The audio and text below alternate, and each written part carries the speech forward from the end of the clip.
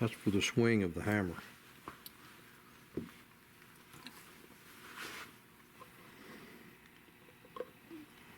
So many of these springs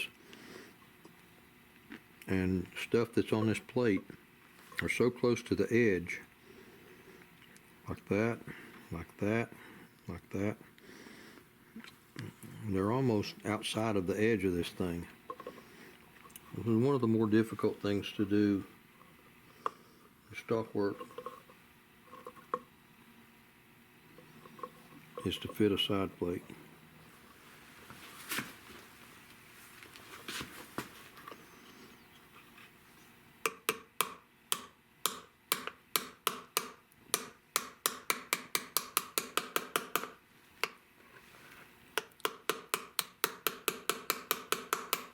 And that should have made me some scratches on the way down. Right there is part of it. Right there where my fingernail is.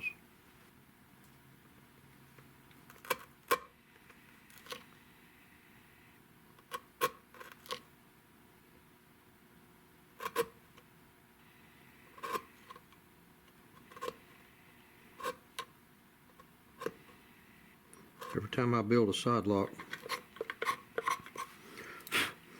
sometime in the building process, I think nobody sees my best work. It's all covered up. The only thing that's holding this tight now, and I don't want to completely relieve all those tight areas until I put the receiver on here and lock this into the front of the receiver, and then from there it dictates everything back. This little lock right here, this little fin goes up underneath inside the receiver. So I'm going to stop with that and clean out the other side.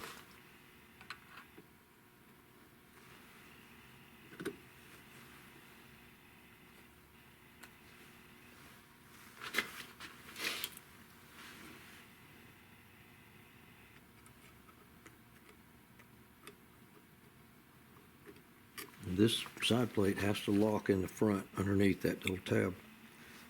And then it's got to rotate down. So you have to have more clearance for it to rotate than just drop straight in. And it's a process. There's a process in chair making when you make Windsor chairs and you're pushing those little tiny back the little, what they call whips, the little tiny round that form up the back of the chair, and they go into that bow back on top of it. That process is called worrying, like you're worrying about your kids. When you worry those things in there, that's what it's called. This should be called something similar. I don't know what I'm hitting on now. I may have to hit just to leave a little mark. This is a brass hammer. I'm going to put some pressure and I'm going to tap. And that's putting me some really nice little marks. Now you got to get it out.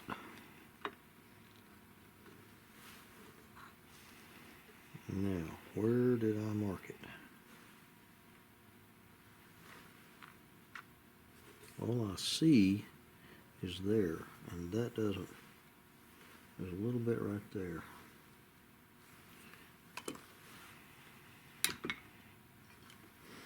It doesn't tell me a whole lot.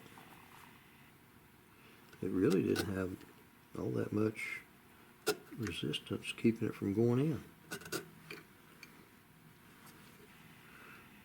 So I'm not sure why it didn't go in easier than that.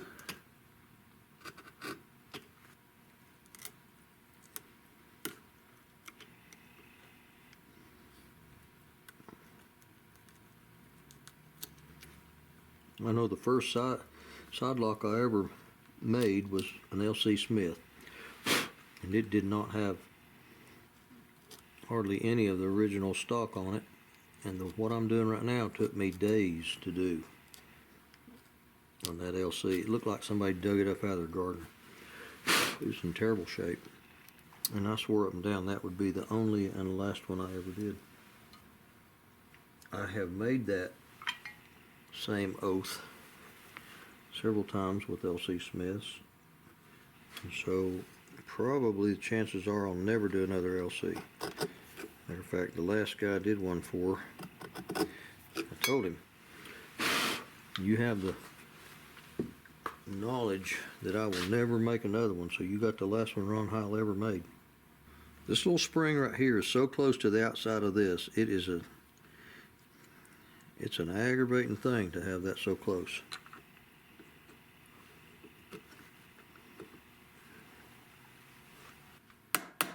I'm about ready to shift into notching out where this plate, the plate is, oh, I don't know, 3/32 thick. I'm about ready to start notching it out. But I don't need to come up anymore. I've got a itty bitty gap down here against the metal, so this thing's got to shift downwards. It has to drift down. If it drifts anywhere, it's got to go down. I think I'm going to go ahead and mark this plate on the bottom edge. And the bottom edge only, because I want it to go down. I don't want to mark this and go away from it and create a gap there.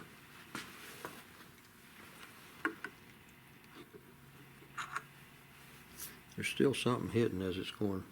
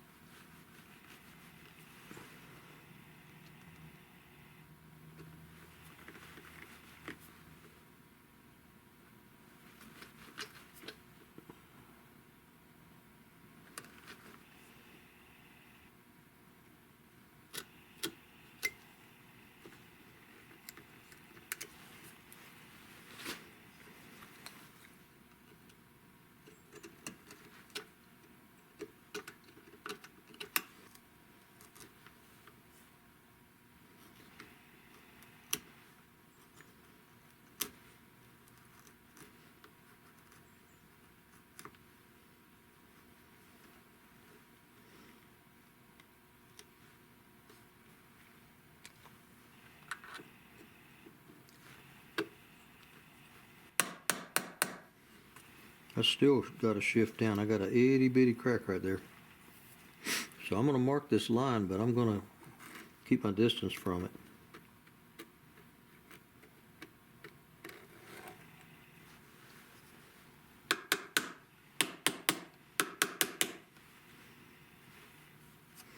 And there comes a point in time where you get the thing in there so tight, you actually have to go through from the other side where the sear hole is and tap it out. You don't have any other way of getting it out of there. And you just keep driving it in and looking for scuff marks, cutting those out and driving it out again. There comes a point where you fight with it long enough and it finally gives up and drops in there.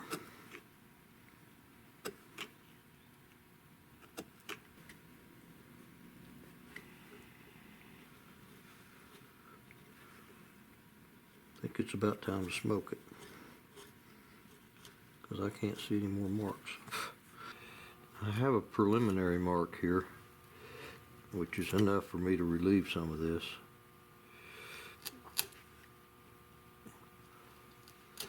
I know it's got to go down about, I don't know, 75, 80 thousandths, as thick as that plate is anyway. So I can get rid of some of this stuff that I know has to go.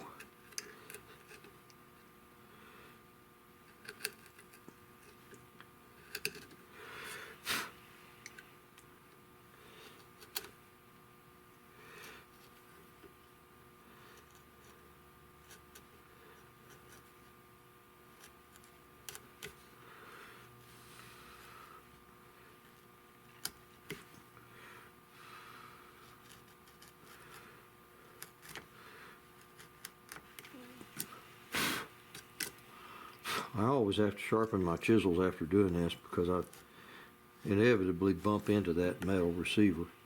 When you're talking about something that's sharp as a scalpel, it doesn't take but just a couple little dings like that and you realize it.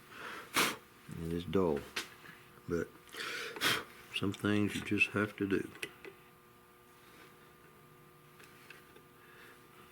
This one doesn't seem to want to tuck into this front up here where it's got this little, that little tab that goes in underneath there. It don't seem to want to go in there well. I don't know why.